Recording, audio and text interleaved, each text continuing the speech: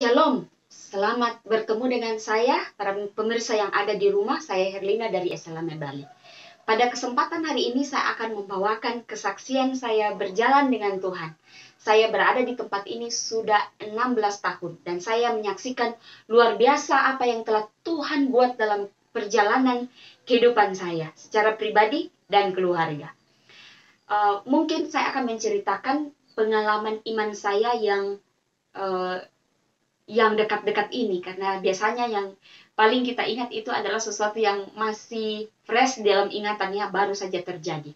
Nah, satu kali kami mendapatkan gaji, karena kebetulan kami ada masalah di tempat ini, kami mendapatkan gaji hanya beberapa persen dari gaji yang biasanya.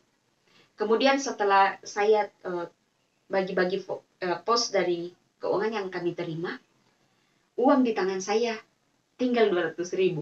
Saya sempat berpikir, Tuhan, bagaimana saya bisa bertahan dengan ada 3 anak-anak di rumah yang datang dari tempat yang jauh, mereka datang bersekolah di tempat ini, lalu tinggal di rumah kami. Bagaimana saya bisa memberi makan sama mereka, sedangkan saya dan anak-anak, ada 2 anak, kami berdua, jadi kami ada 7 orang dalam satu rumah. Saya berpikir, bagaimana Tuhan?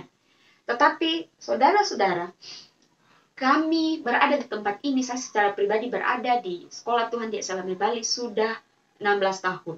Ada begitu banyak pengalaman yang saya sudah lewati bersama-sama dengan Tuhan, dan saya merasakan Tuhan begitu luar biasa.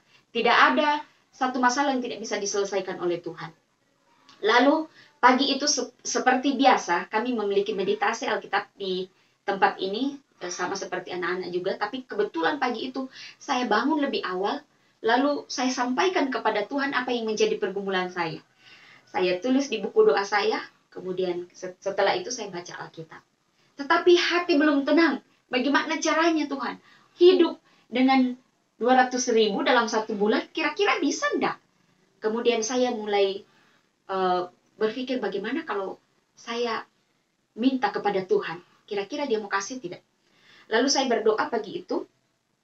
Kemudian setelah selesai berdoa, saya sedikit merenung, lalu tiba-tiba ada sekelompok burung-burung pipit terbang, tetapi anehnya hanya di tempat di mana saya berhadapan, dan di sawah itu bukan baru-baru sih, itu sekitar 2 minggu sudah dipotong padi atau sekitar 1 bulan gitu. Tapi ini padi ini masih ada bulir-bulir kembali keluar. Dan saya lihat, kenapa burung pipit ini hanya berkumpul di tempat di mana saya berhadapan, di pondok di tempat di mana saya berada. Nah, saya teringat satu ayat di dalam Alkitab, di dalam Matius 6 ayat 26. Tuhan mengatakan di situ, pandanglah burung-burung di langit yang tidak menanam, yang tidak menabur, tidak menuai, tetapi mereka masih bisa makan. Dan saya betul-betul diingatkan pada ayat itu pagi itu, bahwa lihat ciptaan Tuhan, burung-burung, mereka tidak menanam, mereka tidak bekerja, tapi mereka tetap enjoy hidup mereka, mereka tetap menikmati hidup, dan mereka tidak khawatir, mereka masih dapat makanan.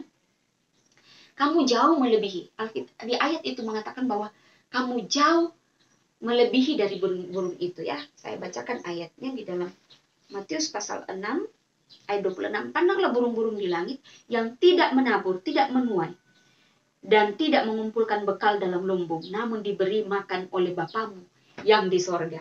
Oh, luar biasa. Saya waktu pagi itu selesai saya meditasi Alkitab, saya dipenuhi dengan sukacita yang dalam. Saya mengatakan, aduh, terlalu banyak saya berpikir tentang sesuatu masalah. Kadang-kadang masalah yang terjadi dalam kehidupan kita, saudaraku, masalah yang kita takuti itu adalah masalah yang belum terjadi, dan kita sudah khawatir.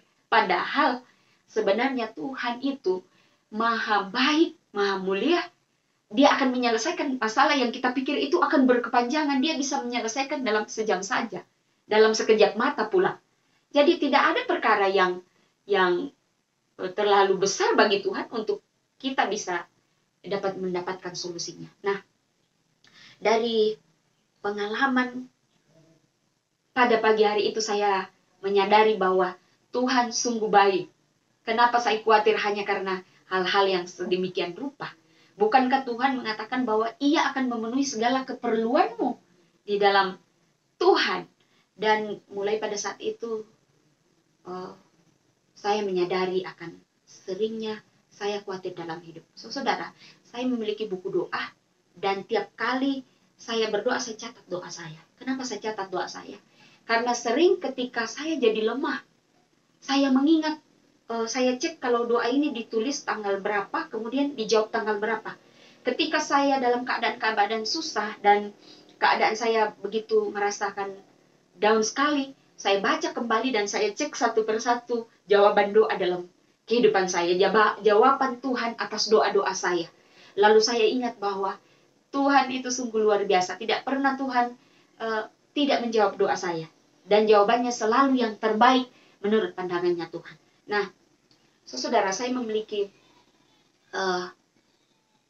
panggilan kepada kita bahwa jangan kita khawatir dalam kehidupan.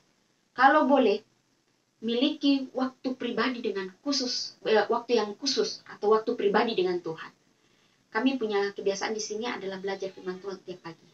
Bukan berarti bahwa ketika kita belajar firman Tuhan, kita sudah lepas dari masalah. Tentu masalah itu sering datang. Tetapi kita tahu bagaimana kita bisa menyelesaikan masalah itu dengan bantuan Tuhan dalam kehidupan kita. Belajar firman Tuhan setiap hari dan menulis setiap doa-doa kita bisa membuat kita menjadi kuat ketika kita menghadapi masalah dalam kehidupan kita. Terima kasih. Tuhan memberkati.